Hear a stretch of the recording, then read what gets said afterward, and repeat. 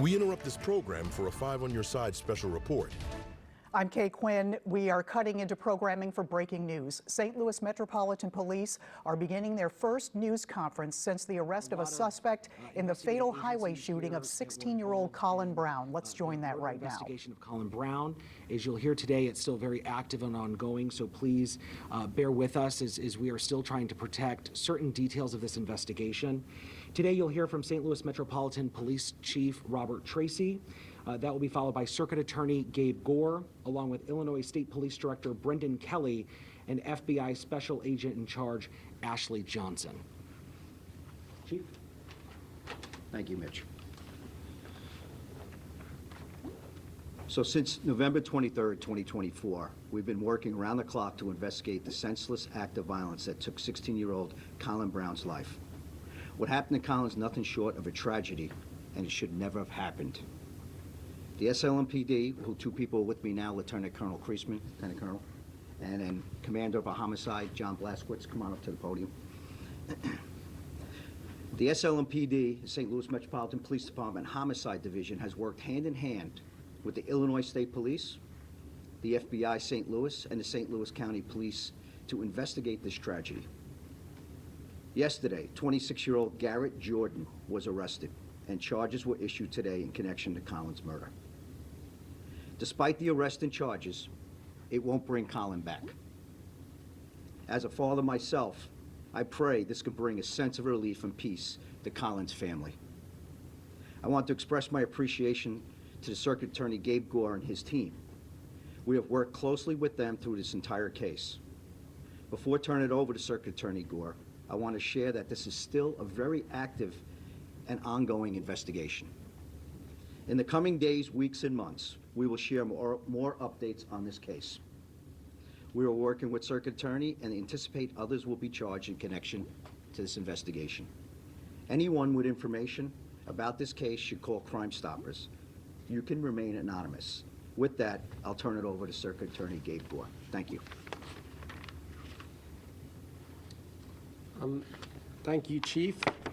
And want to start off by expressing what a senseless tragedy this was, a real tragedy for our community, and obviously our deepest condolences go out to Colin Brown's family.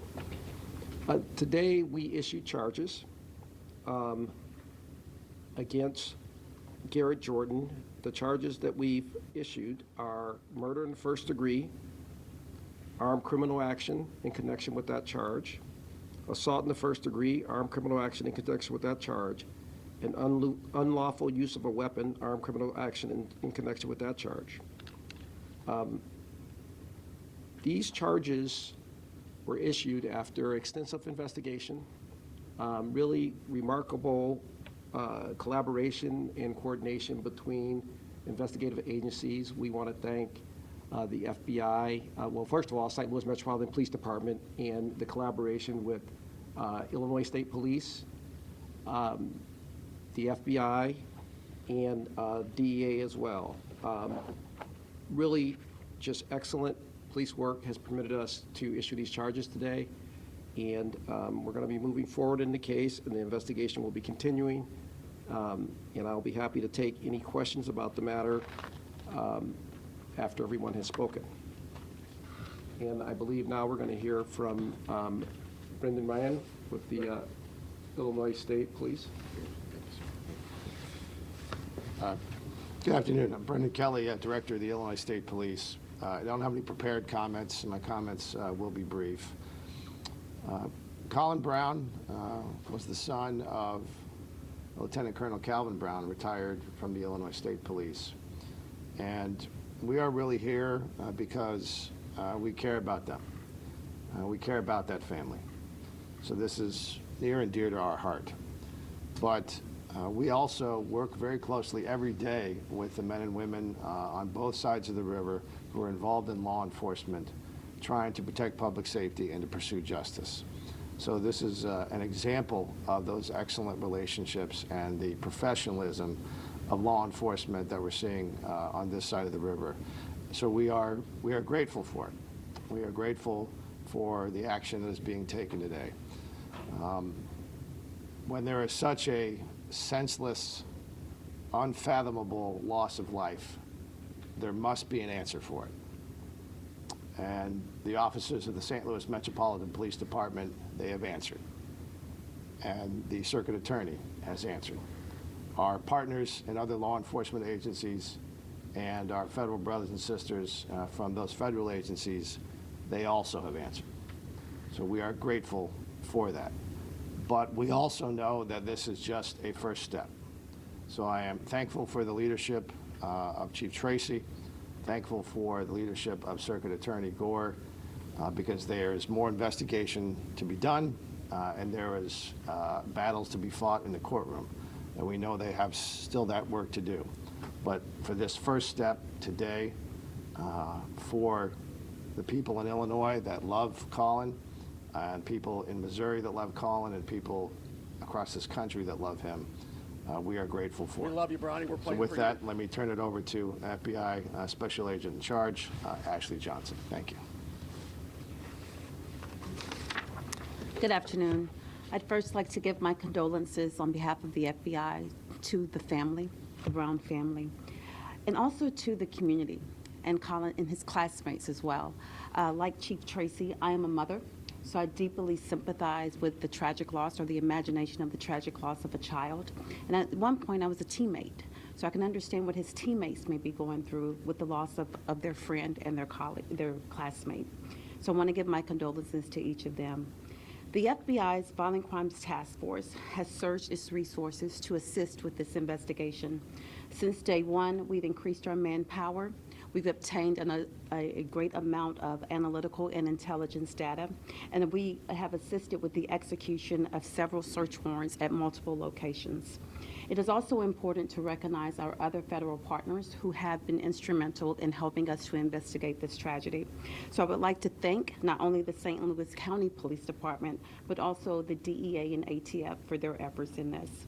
The FBI has dedicated resources to the homicide unit, and while this is a high-profile case, the FBI is providing the same level of effort with every homicide case in which we are asked to assist.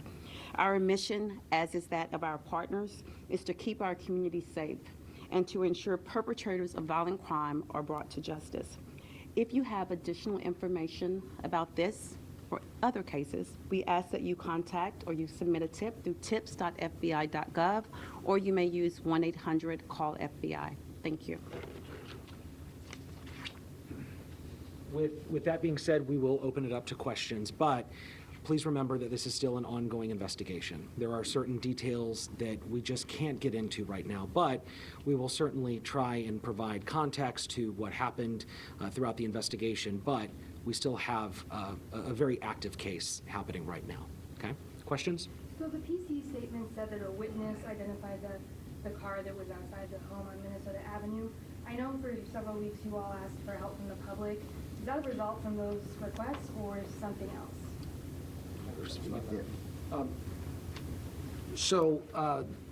In the PC statement, the identification of the car was through a witness.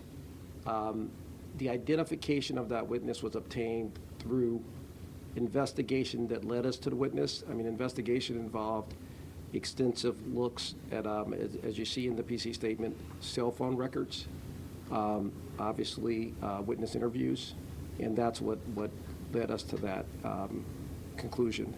And I also want to just thank the Assistant Circuit Attorneys who did great work on this case, Tanya Engelhardt, who's our Chief of Homicide, and also Assistant Circuit Attorney Grant Simon, who worked a lot on the PC statement and the complaint. So it was through investigation, it wasn't a witness that came forward from the calls for information?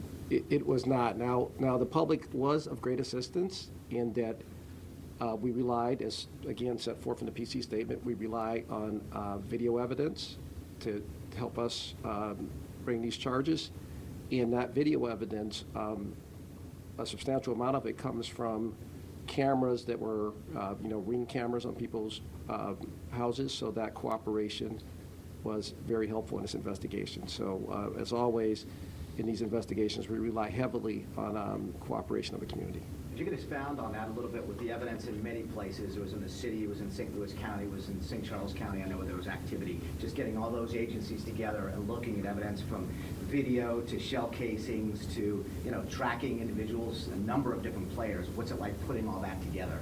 Like I said, it was great police work, led by St. Louis Metropolitan Police Department, but with our partners at the Illinois State Police, FBI and DEA all play the significant role here. Great work by Assistant Circuit Attorneys Ingo Hart and Grant Simon. I know they've been working on this virtually around the clock. So it's really an example of just everyone coming together and staying focused and being able to bring charges in a case that has really hit our community hard. Can you talk about some of the technology that police used to ascertain the suspect here? I know cell phone tracking was part of it, according to the probable cause statement. Other technology used too. I'll defer that to Chief Trees. Well, Sean, that's very timely, that question, isn't it? Since I've been before the Board of Alders doing a usage plan on technology. But it also shows, what this technology is used for, to bring people to justice, to bring bad guys to justice. And that's exactly what some of this technology helped us. But it's not just technology. It takes good work by detectives.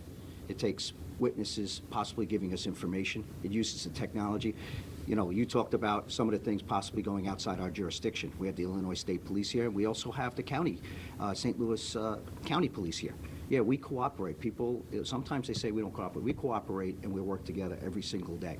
But with the technology, yes, we're going to leverage everything, and it's protected. There's guardrails up against how we can use this technology. And this technology, we need to get court orders. We need to get approvals to get this. And yes, we're going to leverage everything we can to try to bring justice, bring someone to justice and some closure to this family, and make sure this person isn't out there doing something again, so someone else is going to be harmed or, God forbid, dead, like this poor 16-year-old.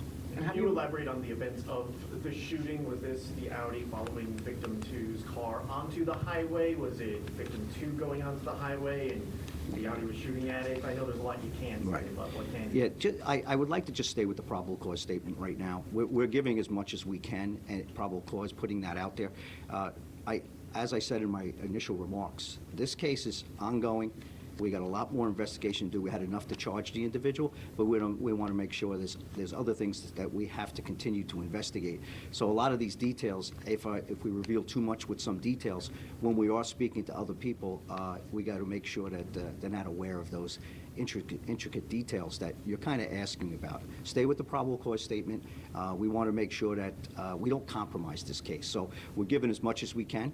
Sometimes you're going to want more, but we would like to give more, but not where we're going to compromise the overall investigation. Sure. How about the mentality of a suspect that knows he's being tracked because he's on parole, would still commit a crime like this, and that obviously shows the need for law enforcement to be watching out for this, but that kind of mentality to still commit a crime with those eyes? Well, it shows that some people don't have regard for human life out there. And some people that have access to firearms and they use them the way that this firearm was used, they don't really care about human life. And here's the consequence of something happening, and where we're at today, where it's senseless what this family's going through, and it should never happen. And this person's actions are going to be held accountable, or anybody else that's involved in this case. So. Yes, I talk about sensible gun laws. I talk about holding people accountable to gun laws. The circuit attorney talks about that fairly, constitutionally. But the privilege of carrying a gun and using it the way that you have, you should be held accountable if you're going to cause the type of things or cause death that this person has. Can you explain the first-degree murder charge? Does that require intent? How did we arrive at that charge in particular? Well, again, at this point, we're not going to get too deep in the evidence beyond what's in the probable cause statement. But if you look at the complaint in the probable cause statement, you'll see that we charge acting with another, and there is a concept in criminal law of transferred intent that could be relevant to the charges. So.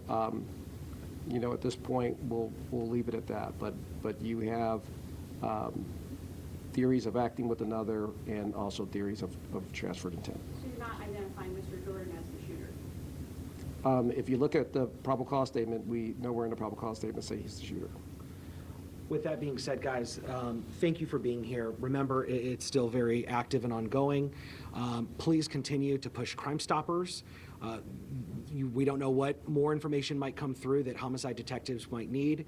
You can call Crime Stoppers. You can also call the St. Louis Metropolitan Police Homicide Division. Thank you guys for being here. Thank you. You have been watching a live news conference at St. Louis Metropolitan Police Headquarters held by the FBI, the Illinois State Police, and the Circuit Attorney's Office. We have confirmed the Circuit Attorney's Office has filed multiple charges against 26-year-old Garrett Jordan, including charges of first-degree murder, armed criminal action, assault, and unlawful use of a weapon. Now, according to court documents, police arrested Jordan after tracing his phone's location data to the scene of the crime. They also used surveillance video to crack the case. Police aren't ruling out a second shooter. Colin Brown died on November 27th. It was 4 days. We love you, Brownie. We're playing for you. He was a passenger in a vehicle being driven by his dad on Interstate 55 in South St. Louis on his way home from a hockey game where it happened. Here are some new facts in the case. A dark Audi is the suspect vehicle. A witness allegedly told investigators that car was often parked outside of a residence on Minnesota in the city, the house where the suspect, Garrett, lived. We also learned another vehicle was struck by gunfire while traveling southbound on I-55 during the shooting. Officers seized surveillance videos during the investigation from many locations around the shooting area on I-55 and Loughborough, which is where that happened. They are also continuing to ask for help from the public. You can call Crime Stoppers, 866-371-TIPS, or you can go online, fbi.gov, and report your tip there, or call 1-800-CALL-FBI. The authorities calling this a very active and ongoing investigation, and they anticipate others will be charged. But for now, again, 26-year-old Garrett Jordan, whose last residence was on Minnesota in the city of St. Louis, charged with first-degree murder and multiple other counts consistent with this shooting that happened back on November 23rd. All right, we will have much more on this story coming up on 5 on Your Side at 4, 5, 6, and 10. And of course, you can find information anytime on ksdk.com and the 5+ app.